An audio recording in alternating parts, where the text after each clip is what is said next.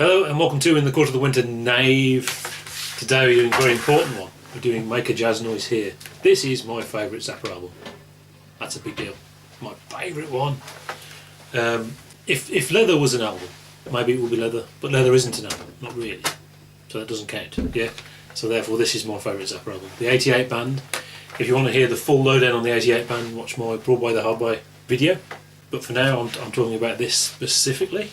Originally there was going to be a 4-disc set, and Best Band You've Never Heard and this were going to be just in a 4-disc set, but I think it was probably a good idea to split them up, partially due to cost, so you'd probably sell less because people would have to buy all of it, but also you split up different types of fan into different albums. So some people would want the one with the colours on and the classic songs, some would want the instrumental, scary, complex stuff. Scott Tunis talks about tension. There was definitely tension, we know there was tension, but musical tension, and about the fact that he doesn't play on the beat, he plays around the beat. Very, very swingy, very scary. And obviously that stressed out Chad Bachman, but what it means is it makes the music energised and frightening. That's one of the reasons it's good. That's one of the reasons why the 88 band is so good. The other reason, of course, is because there was a horn section, which was a good thing. The fact that there wasn't a horn section in, say, 82 is a shame, because they were so good, but there was too much keyboards. Mike Kennelly reckons that the second part of disc 2 of this is the best this band were ever played, right from Sinister Footwear to Strictly Genteel. I mean, I'd agree with that. There is some fantastic stuff on it, but the whole album is wonderful. So off we go. Yeah, the first track is Stinkfoot, although it's kind of a not proper version of Stinkfoot. It's just an intro for the band. So at some point, obviously, they must have started. Maybe they started the second half with Stinkfoot, because generally the show started with the Black Page, as far as I can tell. But this is about Zappa introducing himself in a more showbiz way than normal, in that the band will be playing and then he would come on, kind of thing, which is a strange thing for Zappa to do, but I think it does sound like it worked. So he says some of the lyrics to Stinkfoot, but it's not really Stinkfoot, and it's also introducing a bit of the politics in there, because there's no politics, or not very much politics on this album. So here he talks about how he's getting people to vote, and they actually had people registering to vote in the foyer during intervals and before and after the show. And apparently one particular state actually stopped him from doing it. They said, well, we've got enough voters, thank you, we don't want any more, which is obviously very controversial.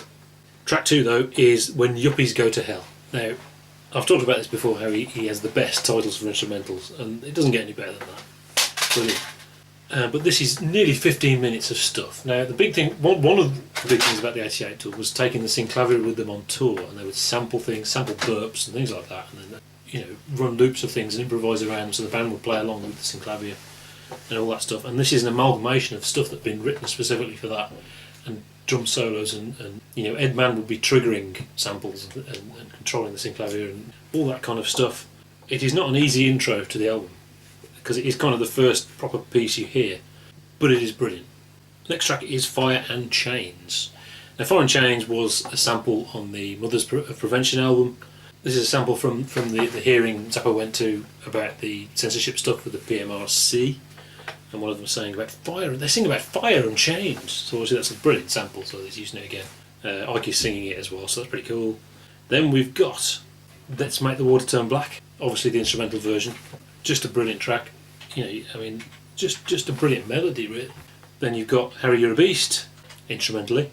Orange County Lumber Truck, interesting one, and it's played really fast. There's only 42 seconds long because they play it really fast, and it works actually really well as a faster piece as well as a slow piece, so that's interesting. But then we get Oh No, and it's actually the vocal version of Oh No, surprisingly maybe, but that's great as well.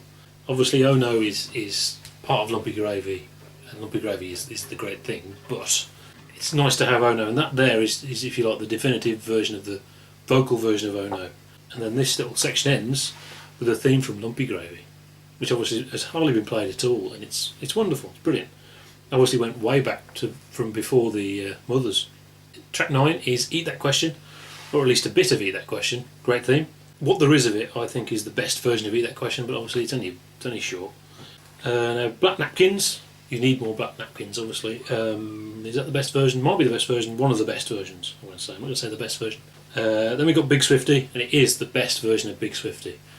That's one of my favourite Zappa tracks, actually. It's not thought of in the same realm as like Peaches or something, possibly because it's not on a big album, because Waka Jawaka is overshadowed by Hot Rats and Grand Wazoo. But I think it's one of his best tracks, and that is the definitive version of it. Some of the improvisation goes crazy at the end, it's mad. All playing samples and crazy stuff. Then we have King Kong, as you do, obviously. It's the slow version of King Kong, which is cool. And the first disc ends with Star Wars Won't Work. It's not about Star Wars the film, it's about Star Wars the government-sponsored weapons equipment that wasn't real, space shield stuff. And it's a sort of mad melody, it's alright. Disc 2 starts with the New Age version of the Black Page, the definitive version of the New Age version of Black Page.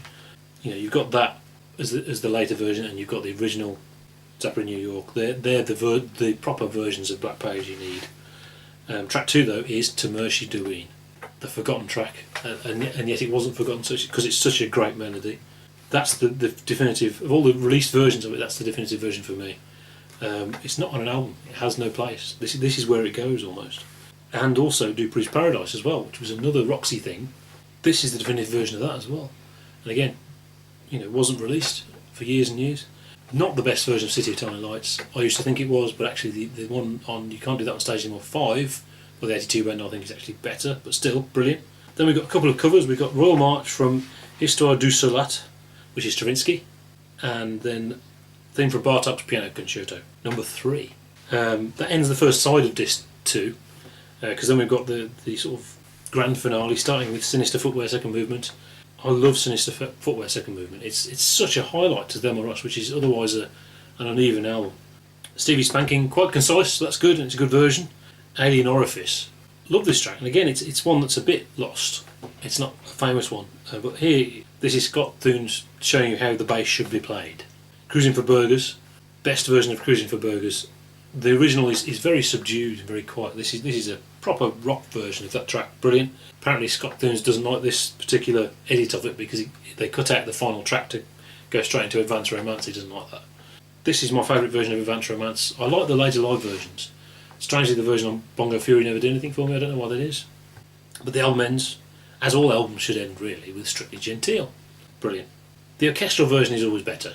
The one on Orchestral Favourites is the definitive Strictly Genteel, but this is the best band version, and it's wonderful, and it's such a great ending to, you know, the 88 band era. The best album ever. You should buy it. Yes. See you next time.